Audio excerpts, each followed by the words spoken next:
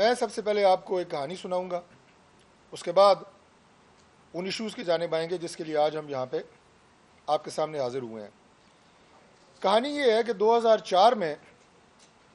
جب جنرل مشرف کی فسطائیت کا دور عروج پہ تھا، میں پاکستان مسلم لیگ نون اسلام آباد کا صدر تھا۔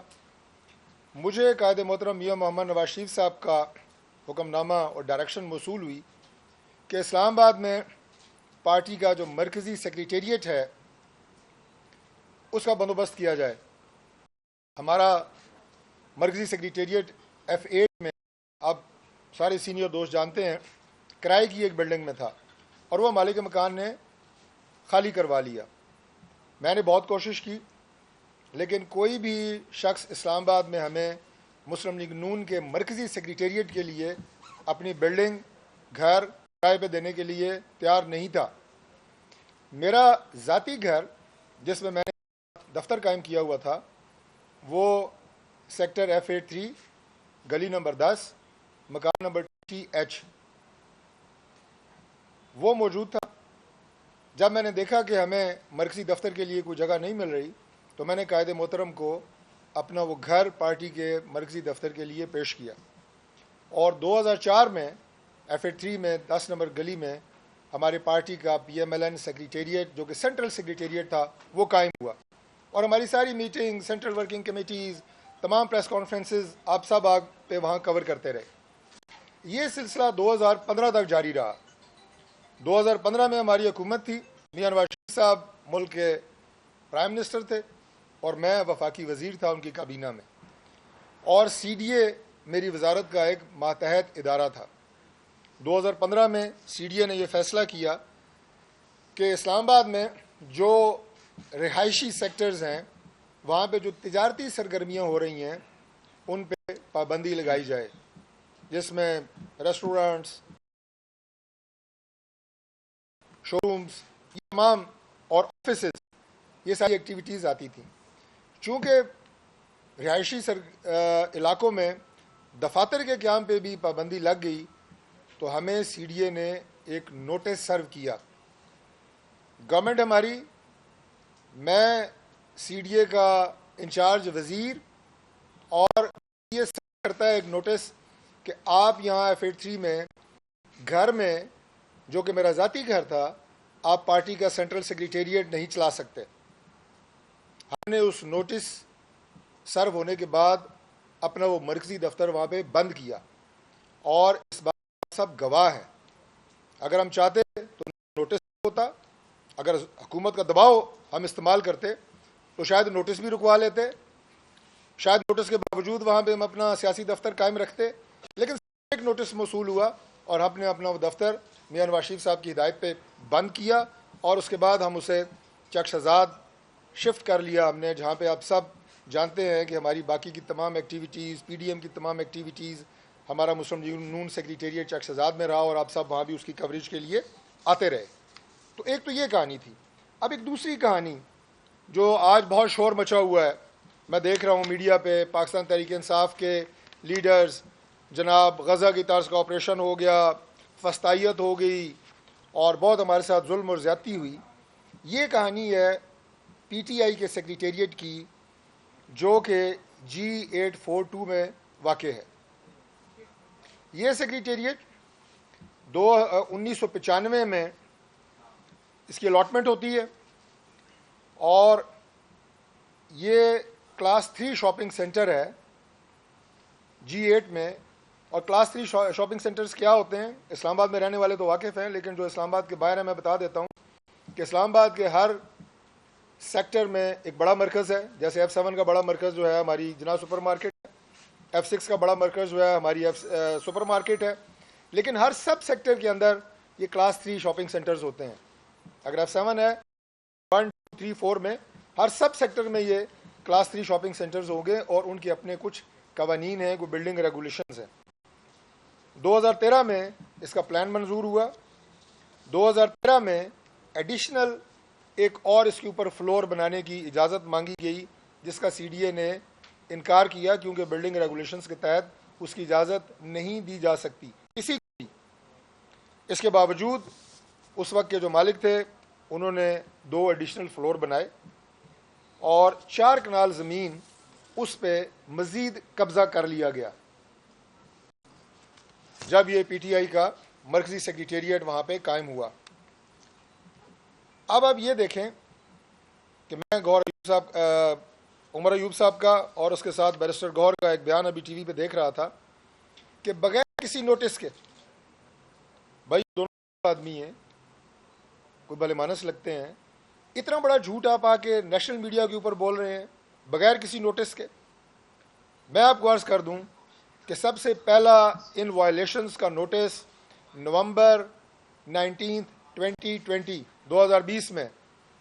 اس بلڈنگ کو جو پی ٹی آئی کا سینٹرل سیکریٹریٹ ہے اس کو جاری ہوا، اور اس نوٹس کی کاپی یہ آپ کے سامنے ہے، میں آپ کو یہ دے کے جاؤں گا آج، اور یہ برائے مہربانی آپ میں سے کوئی دوست بیرسٹر گوہر صاحب کو خاص طور پہ واٹس ایپ کر دیجئے گا۔ اس وقت پی ٹی آئی کی گورنمنٹ تھی، مسلم لیگ نون کی گورنمنٹ نہیں تھی، اور اس پہ لکھا کیا ہے، violation of Islamabad capital territory building control regulation 2020، اور 2 چیزیں لکھی ہیں، number 1 illegal construction on roof top, اور دوسرا encroachment on C D A land. تو یہ جناب علی نومبر 2020 میں پہلا نوٹس آپ کی اس دفتر کو سی ڈی اے نے سرو کیا آپ کی اپنی گورنمنٹ میں۔ اس کے بعد دوسرا اسی طرز کا نوٹس فروری 2021 میں دوبارہ پاکستان تحریک انصاف کی گورنمنٹ ہے، یہ دوسرا نوٹس ہے۔ اس کی عبارت وہی ہے جو آپ کہتے ہیں نا کہ جناب شب خون مارا گیا، ہمارے ساتھ بڑا ظلم زیادتی ہوئی، اور خدا کا واسطہ ہے قوم کو بے وقوف بنانا اور جھوٹ بولنا بند کرو۔ کتنا جھوٹ بولو گے؟ یہ دوسرا نوٹس ہے، بغیر نوٹس کے کارروائی ہوئی کہتے ہیں، یہ بھی پی ٹی آئی کے گورنمنٹ میں جاری ہوا۔ میں نے آپ کو بتایا کہ 2015 میں ہمارے مرکزی سیکریٹریٹ کو ایک نوٹس جاری ہوا، ہم نے بند کر دیا، آپ کو دوسرا نوٹس آپ کی اپنی گورنمنٹ نے جاری کیا۔ اس کے بعد تیسرا نوٹس آپ کو ذرا یہ بھی دیکھ لیں، جون 14 2022 میں سی ڈی اے نے آپ کو دیا کہ جناب یہ اپنی جو آپ نے غیر قانونی تعمیرات کی ہوئی ہیں انہیں آپ ختم کریں، 4 کنال زمین پہ قبضہ کیا ہوا ہے، وہاں پہ آپ نے فینس لگائی ہے، کنٹینر کھڑے کیے ہیں، جو بھی کیا ہے ختم کریں، تیسرا نوٹس۔ اس کے بعد آپ کو سپٹمبر 5 کو 2022 کو چوتھا نوٹس سرو ہوتا ہے۔ یہ ساری میں آپ کو کاپیز دے کے جاؤں گا، اور آخر میں 4 سپٹمبر 2023 کو فائنل شو کاز آپ کو جاری ہوتا ہے۔ یہ 5 نوٹسز ہیں جس کے بعد یہ کارروائی کی گئی جو این سی ڈی اے کے بلڈنگ ریگولیشنز ہیں، جو سی ڈی اے آرڈیننس ہے اس کے مطابق ہے۔ اور اس کو میں کیوں آج یہاں پہ آپ کے سامنے بیٹھا ہوں، میں کوئی سی ڈی اے کا ترجمان نہیں ہوں، میں اس لیے یہاں پہ بیٹھا ہوں کہ آپ نے وفاقی حکومت کو پولیٹیکلی اس میں ملائن کرنے کی کوشش کی ہے، آپ نے اپنے بیانات سے، اپنے جھوٹ سے یہ ثابت کرنے کی کوشش کی ہے کہ آپ کے خلاف یہ کارروائی سیاسی بنیادوں کے اوپر ہوئی ہے، جبکہ ان 4 نوٹسز کے بعد جن میں سے 2 نوٹسز سی ڈی اے نے، آئی ریپیٹ، پاکستان تحریک انصاف کے دور حکومت میں جب عمران خان پرائم منسٹر تھا اس وقت آپ کو دیے، لیکن آپ کے کانوں پہ جوں نہیں رینگی، آپ نے کوئی کارروائی نہیں کی، آپ نے یہ سمجھا کہ ہم قسم کے قانون اور ضابطے سے بالا تر ہیں۔ آپ کا جو ایک تکبر، رعونت آپ کے اندر، آپ کی جماعت میں، آپ کی لیڈرشپ سے لے کے آپ کے ہر کارکن تک آپ نے وہ کلچر فلوٹ کیا ہوا ہے، یہ اس کا نتیجہ ہے کہ آپ نے کوئی کارروائی نہیں کی، آپ نے نہ کوئی عدالتی ایکشن لیا، نہ آپ نے سی ڈی اے کی کوئی بات سنی، اور آج آپ سیاسی بیان بازی، غزہ کی طرز کا آپریشن ہوا جناب، شب خون مارا گیا، فتائیت ہوئی، یہ آپ کے صبح سے میں دیکھ رہا ہوں جناب کہ ٹی وی کے اوپر آ کے آپ جھوٹ بول رہے ہیں، لوگوں کو آپ غلط بات بتا رہے ہیں، اور ایسا لگتا ہے کہ جیسے آپ سمجھتے ہیں کہ آپ کے پاس کوئی لائسنس ٹو کل ہے، آپ کسی بھی قانونی ضابطے سے کوئی بالا تر مخلوق ہے، آپ کے اوپر پاکستان کا کوئی قانون وہ لاگو ہی نہیں ہوتا۔ ابھی بات کر رہے تھے تھوڑی دیر پہلے پریس کانفرنس، ہم آئین کی سربلندی کی بات کرتے ہیں، سبحان اللہ، ہم قانون کی سربلندی کی بات کرتے ہیں، او بھائی آئین اور قانون تو یہ ہے جو میں نے آپ کے سامنے بتایا ہے آپ کو۔ اسلام آباد کا شہر پاکستان کا دارالخلافہ ہے، یہ کسی ضابطے کے تحت چلتا ہے، سی ڈی اے آرڈیننس باقاعدہ ریگولیٹ کرتا ہے اسلام آباد میں تمام بلڈنگز کو، ان کے بنانے کے عمل سے لے کے اس کے بعد اگر وہاں پہ کوئی بے ضابطگی کی جائے، آپ ان قوانین کو توڑنے کے مرتکب بھی ہو رہے ہیں، اور آپ کو بھی کیا جا رہا ہے، آپ کو نوٹسز دیے جا رہے ہیں. آپ کی اپنی حکومت نے دو نوٹس آپ کو دیے ہیں، بائی لاز کی وائلیشن ہے، آپ ان کو ختم کریں. لیکن آپ ختم نہیں کرتے، قانون سے اپنے آپ کو ماورا سمجھتے ہیں، اور اس کے بعد ہر چیز میں سیاست، ہر چیز میں جھوٹ، ہر چیز میں شعبدہ بازی، یہ آپ کا ایک وتیرہ ہے. آپ ابھی جو بات کر رہے تھے اپنے خلاف ہونے والے مقدمات، وہ بھائی ہم پولیٹیکل ورکر کے خلاف کوئی بھی سیاسی مقدمہ نہ ہم اس کے حق میں ہیں، نہ حکومت نے کبھی بھی کوئی سیاسی قیدی رکھا ہے، اور نہ کبھی ہم نے اس کلچر کو فروغ دیا ہے. میں صرف آپ کی یادداشت کے لیے بات عرض کر دوں، پچھلا جو آپ کا دور حکومت تھا اس میں جو فسطائیت آپ نے اپنی اپوزیشن کے لوگوں کے خلاف رکھی اسے بھولا کریں یہ ذکر کرتے ہوئے. آج آپ نے ڈاکٹر یاسمین راشد صاحبہ کا نام لیا، وہ ہمارے لیے بہت قابل احترام ہے، اور میں بالکل اس بات کے اوپر انشور کرتا ہوں کہ اگر ان کے خلاف جو مقدمات ہیں انہیں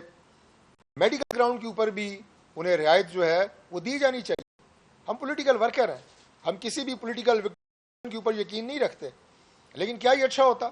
کہ آپ ساتھ ذکر کر دیتے جس طرح آپ نے بغیر کسی قصور کے، جو ہماری آج چیف منسٹر ہیں محترمہ مریم نواز شریف صاحبہ، انہیں 2 دفعہ آپ نے گرفتار کیا. اب آپ کے سامنے آپ جیل میں وہ ملنے گئی، وہاں آپ نے انہیں پکڑا. جو محترمہ کلثوم نواز صاحبہ کے ساتھ بیماری کے دوران آپ نے پروپیگنڈے کیے، جھوٹ بولے، اور جب وہ اس دنیا سے تشریف لے گئیں تو اس کے بعد یاد آیا کہ نہیں، ہمارے بہت سارے لیڈرز نے آ کے آپ کے معافی مانگی کہ نہیں یہ زیادتی ہے. تو بھائی اس تمام جو فسطائیت کی آپ بات کرتے ہیں اپنے دور کی، اسے بھی یاد رکھا کریں. لیکن نہ ہم اسے سپورٹ کرتے ہیں، نہ ہم آج کے دور میں اگر کسی نے کوئی 9 مئی کے واقعات میں ملوث ہے،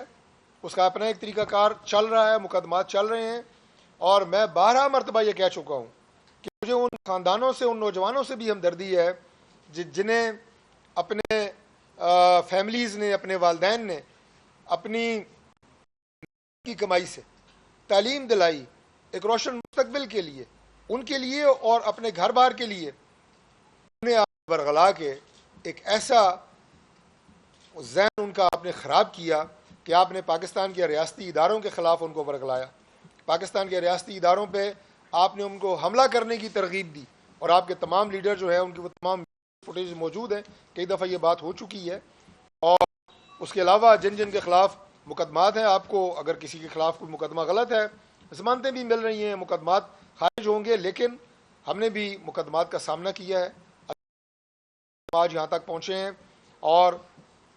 again at the cost of repetition میں یہ بات کر رہا ہوں کہ ہم سیاسی بنیادوں کے خلاف کے اوپر نہ کسی کے خلاف مقدمہ بنائیں گے، نہ ہم اس کے حق میں ہیں. دوسری بات،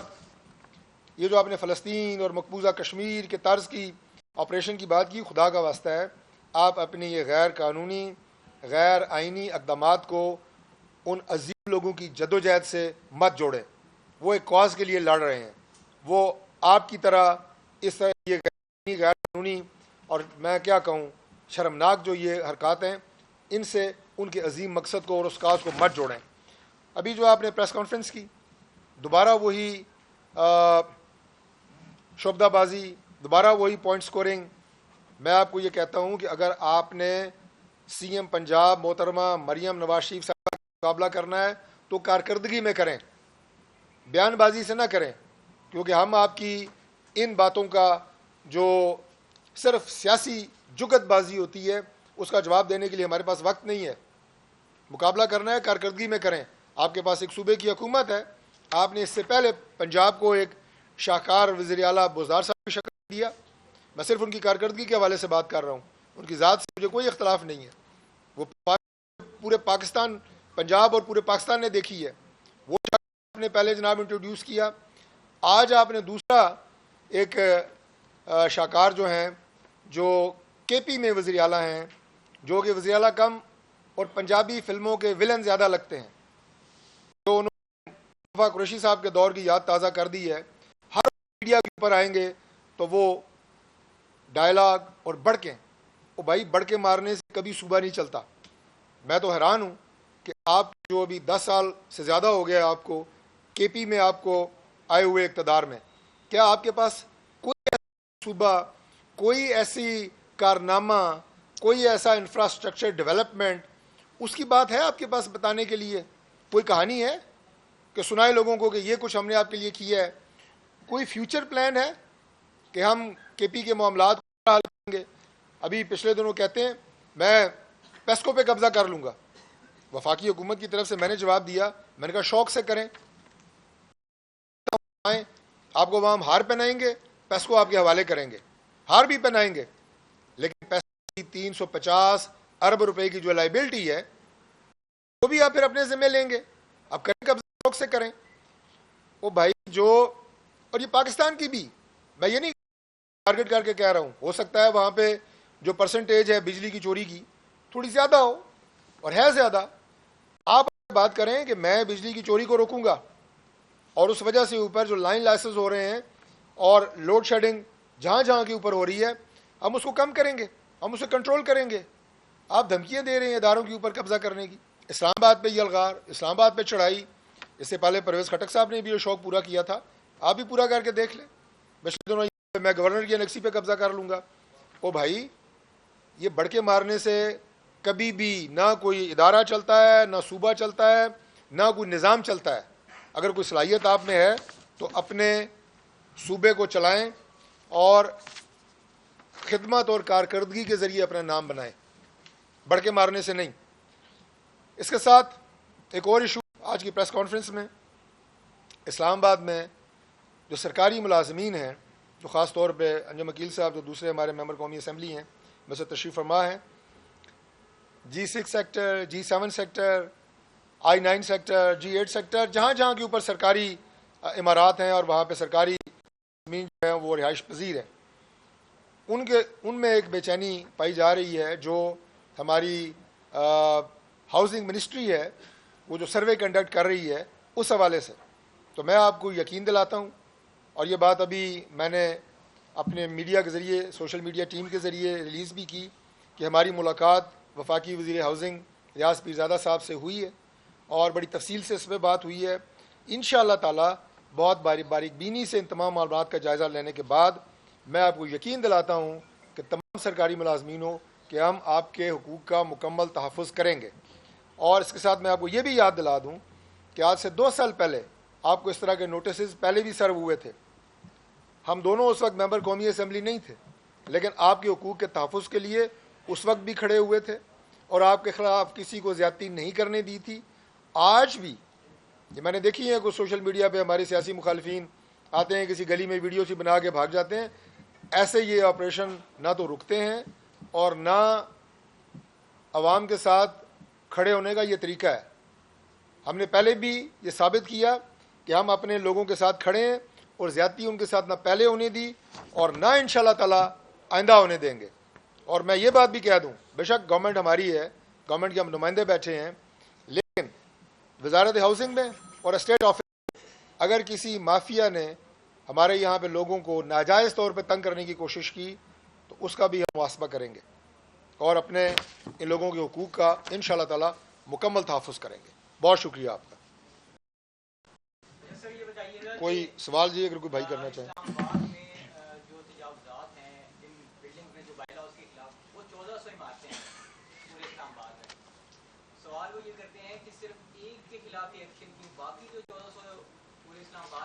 بھائی میں نے بڑا کھل کے آپ کو کہہ دیا ہے کہ اگر کسی جگہ کے اوپر بیوروکریسی کے اندر کسی مافیا نے کسی کے ساتھ زیادتی کرنے کی کوشش کی، ہم اس کا راستہ روکیں گے. یہ کوئی بھی شخص، کوئی بھی ایم این اے گورنمنٹ میں بیٹھ کے یہ بات نہیں کر سکتا جو ہم کر رہے ہیں. ہمارے لوگوں کے حقوق کے تحفظ کی بات کر رہے ہیں،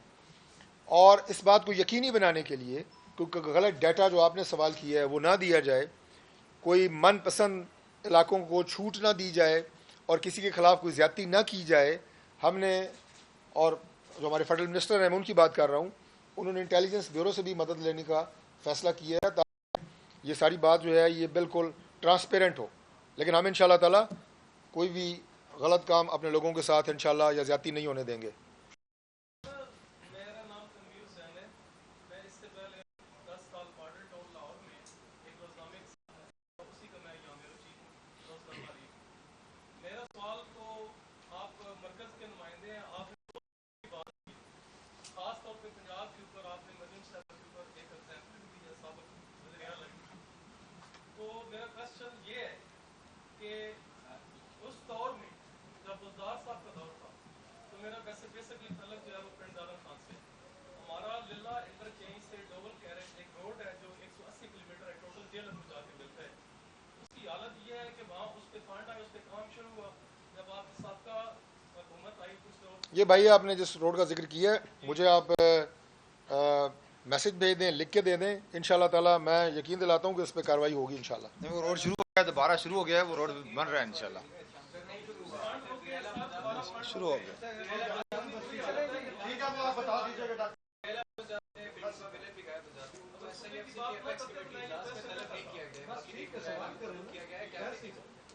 سوری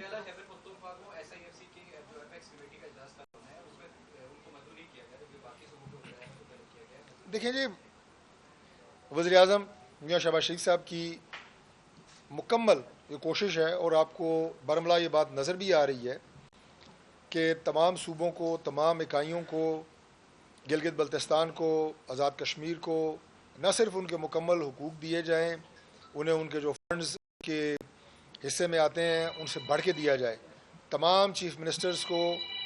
عزت, احترام اور جو ڈیو پروٹوکول ہے وہ دیا جائے, اور ہم دے رہے ہیں. اگر کوئی اجلاس جو کہ ہماری, اب میں بات اگر کروں تو پھر آپ کہیں گے کہ شاید یہ کوئی پولیٹیکل پوائنٹس کھولیں گے, نہیں. جس جماعت کے